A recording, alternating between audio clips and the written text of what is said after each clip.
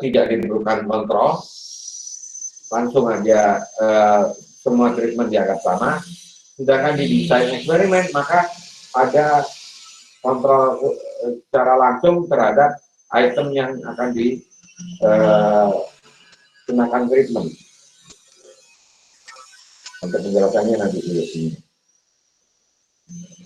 Oke, itu tadi adalah jenis-jenis variabel, kemudian jenis bagaimana cara mengkoleksi, mengumpulkan data. Nah, setelah itu sumber datanya dari mana? Source of data. Apakah dia berasal dari data yang langsung diambil oleh peneliti, namanya primary source atau data primer, data yang dikumpulkan menggunakan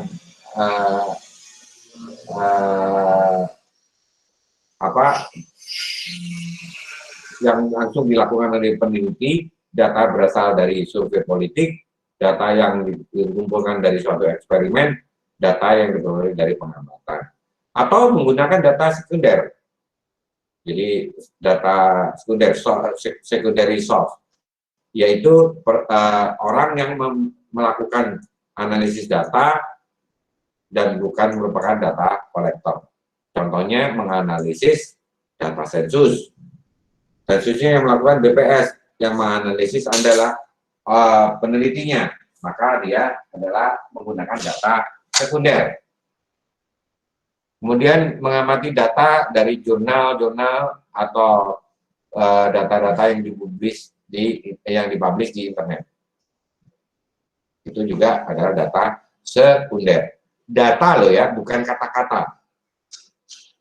Atau kalau kata-kata ini merupakan data. Misalnya hasil kita mau menganalisis data kualitatif mengenai percakapan apa sih yang paling banyak di internet saat ini atau trending topik, maka itu data kualitatif yang diperoleh dari yang ditayangkan dari internet. Karena datanya tersebut adalah data yang dikumpulkan sendiri oleh si peneliti, maka dia data primer. Tapi kalau dia meminta kepada misalnya pemilik operator yang misalnya minta data ke Twitter, minta data ke Facebook dan lain-lain, maka datanya dinamakan data sekunder.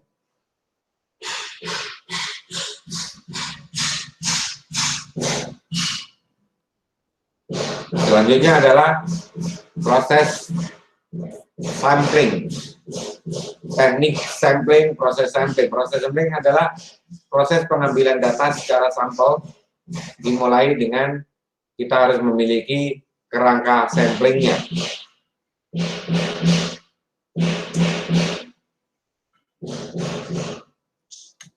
Jadi kerangka sampling itu atau kerangka penarikan data tadi, sampel tadi, adalah listing dari item yang merupakan satu populasi. Sedangkan frame-nya adalah sumber data, misalnya daftar populasi, contohnya daftar telepon, peta, atau yang lainnya, dictionary, directory, population, atau maps.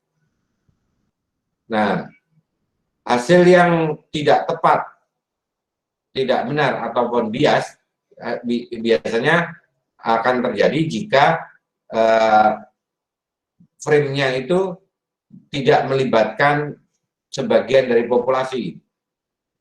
Contohnya, kita mau mencari data penduduk Indonesia, tetapi kita tidak mau mengambil data yang jauh-jauh, yang terlalu pelosok misalnya, yang berada di pedalaman dan lain-lain, maka Anda tidak bisa menyimpulkan tentang populasi.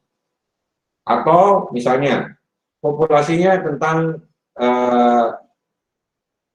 saya kasih contoh, misalnya banjir di Jakarta, tapi Anda hanya mensurvei daerah-daerah yang tidak banjir, maka Anda tidak bisa menggambarkan banjir Jakarta.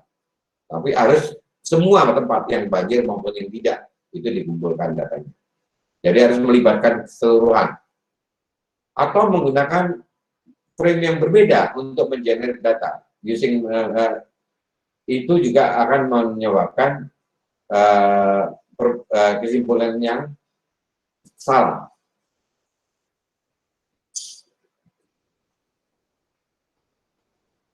Secara grafis bisa digambarkan sampel itu ada dua macam, non probability sampling samples dan probability sample.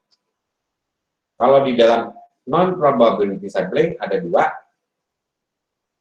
judgment tergantung pertimbangan dari si peneliti, atau convenient seketemunya.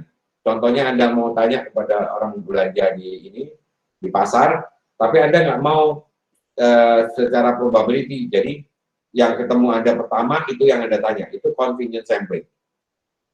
Sedangkan kalau itu tadi judgment, saya mau pilih kelompok ini deh, nanti yang berikutnya kelompok sana deh. Oh, lagi rame, saya pilih deh. Itu namanya judgment sampling. Nah, sedangkan yang probability sample itu ada simple random sampling, ada juga stratified random sampling, ada systematic random sampling, ada cluster random sampling. Ada bermacam-macam ini. Ya. Penjelasannya adalah sebagai berikut.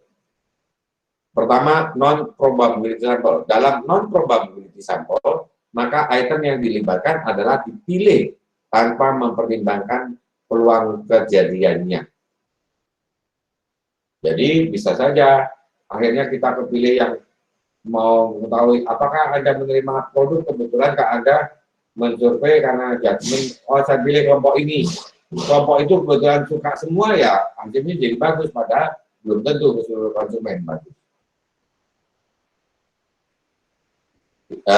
Ada dua, yaitu convenient sampling tadi, item yang dipilih berdasarkan hanya fakta bahwa sampelnya itu mudah diperoleh, tidak mahal, atau memang nyaman.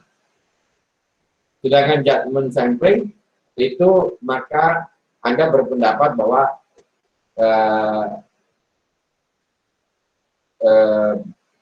berdasarkan para ahli bahwa yang dipilih adalah populasi tertentu, bagian dari populasi tertentu dari suatu subjek. Jadi Anda sudah pertimbangannya biasanya berdasarkan expert yang ahli di bidangnya, ya sudah ambil di sana saja. Itu adalah judgment sampling.